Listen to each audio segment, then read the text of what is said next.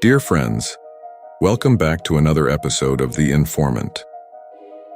Today we're diving deep into the escalating hostility between North and South Korea, a conflict that's been simmering for decades, but is now approaching a critical juncture. Just recently, North Korean leader Jong Un declared the severance of all ties with South Korea and announced the abandonment of any hope for peaceful reunification of the peninsula. But before we get started, make sure you're subscribed to the channel with notifications turned on. Trust me, you don't want to miss what's coming next. Tensions are rapidly rising on the Korean peninsula. On Thursday, South Korea raised the alert level to its highest on Yeonpyeong Island. This move follows reports from South Korean intelligence of unusual movements by North Korean coastal units. Additionally, China unexpectedly withdrew all fishing boats from the waters near the island.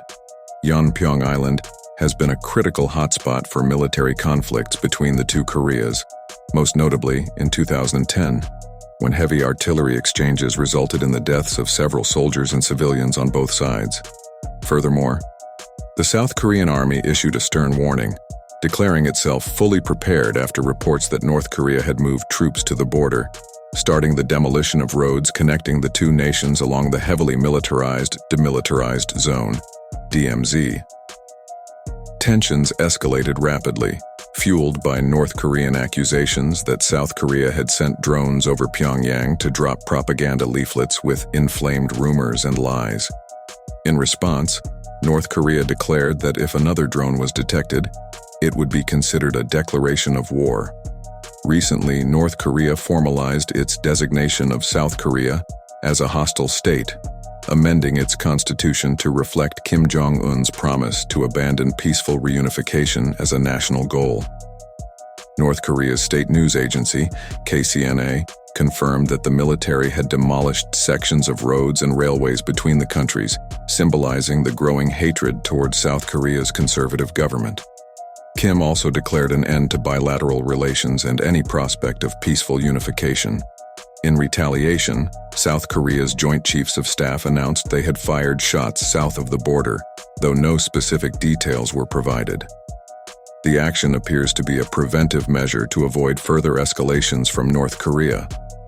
So far, there has been no confirmation of a North Korean response, but the South Korean army remains on high alert, strengthening cooperation with the United States to ensure readiness.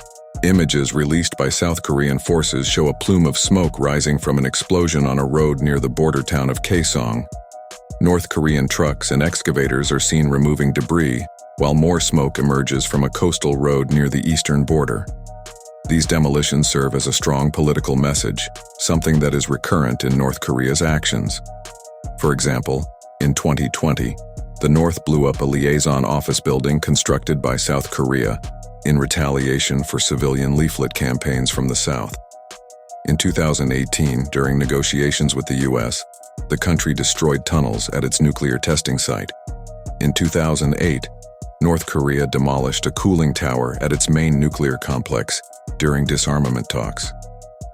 The current destruction of the roads is in line with Jong Un's January order to eliminate the goal of peaceful reunification, marking a break with the aspirations of his predecessors.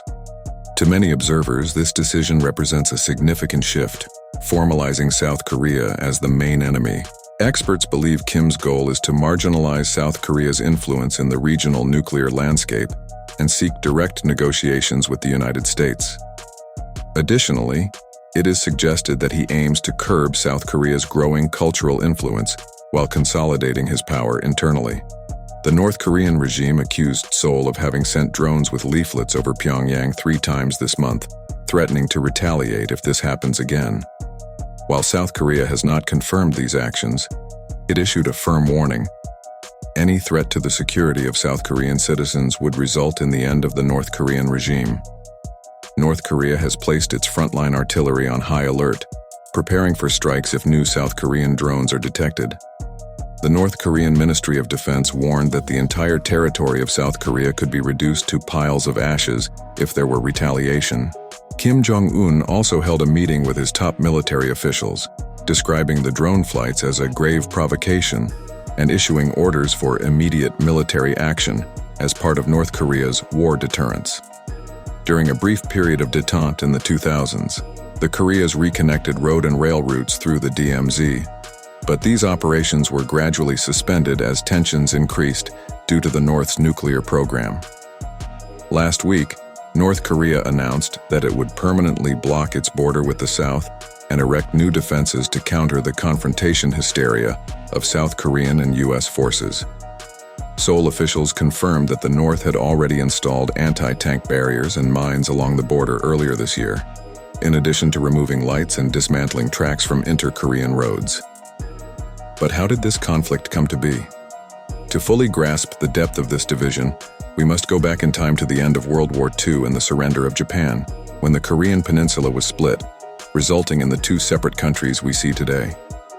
As Soviet forces pushed into northern Korea, they halted at the 38th parallel, approximately the middle of the peninsula.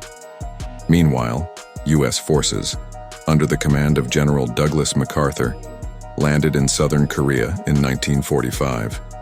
The Soviets controlled the north and the Americans took charge of the south. In 1947, with the onset of the Cold War, the initial plans for a unified, independent Korea fell apart. In 1948, a pro-American government was established in Seoul, South Korea, while in the north, the Kim dynasty took control under a Soviet-aligned regime. By 1950, North Korea, supported by the Soviet Union and China, invaded South Korea, igniting the Korean War. The conflict served as a pivotal moment in the Cold War, pitting former allies, the US, China, and the Soviet Union, against each other as enemies. While the Korean War ended in an armistice in 1953, no peace treaty was ever signed, leaving the two Koreas technically still at war. Today, rising tensions, North Korean missile tests, and expanded joint military exercises between South Korea and the US have once again brought the peninsula to a dangerous tipping point. Analysts warn that North Korea, China, Russia, and Iran are growing closer, forming what some call an axis of authoritarianism. With the ongoing war in Ukraine, these nations are increasingly aligned, providing North Korea with significant strategic benefits. China and Russia are now much more supportive of North Korea, avoiding sanctions and turning a blind eye to its weapons programs. If you value independent journalism and want to support our work, consider buying us a coffee through the QR code on the screen. Your contribution is essential for us to continue bringing quality analysis and information. Stay tuned for more updates, and don't forget to subscribe to our channel for the latest analyses and insights on the world's most urgent geopolitical issues.